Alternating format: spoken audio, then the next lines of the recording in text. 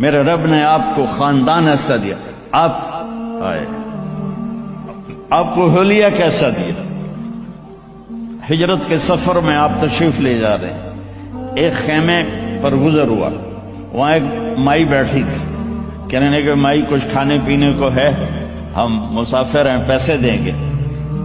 ان کا ہم تو بدو لوگ ہیں، ہم مسافروں سے پیسے نہیں لیتے، ہم تو مہمانی کرتے ہیں، لیکن ہے ہی کچھ نہیں۔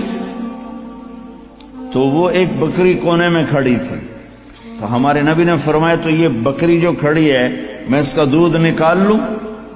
تو وہ کہنے کی ہی اجہد من ذالک وہی عازب، کہ اس بیچاری کے تو پلے سوائے چمڑے کے اور کچھ ہے نہیں، دوسرا یہ بن بیاہی ہے، اس نے تو ابھی کوئی بچہ ہی نہیں دیا کہ یہ بعد میں دودھ دے۔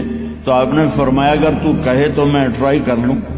تو چونکہ ایک انہونی بات تھی تو لہذا اس نے آپ سے غور سے دیکھنا شروع کیا، یہ ٹھیک تو ہے، سمجھ اکھی جاندہ میں چمڑے والی بکری چو دودھ کر لوں۔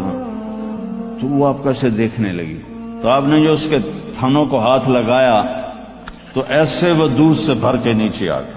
دین کی بات پھیلانا صدقہ جاریہ ہے، ثواب کی نیت سے ویڈیو کو شیئر ضرور کیجیے۔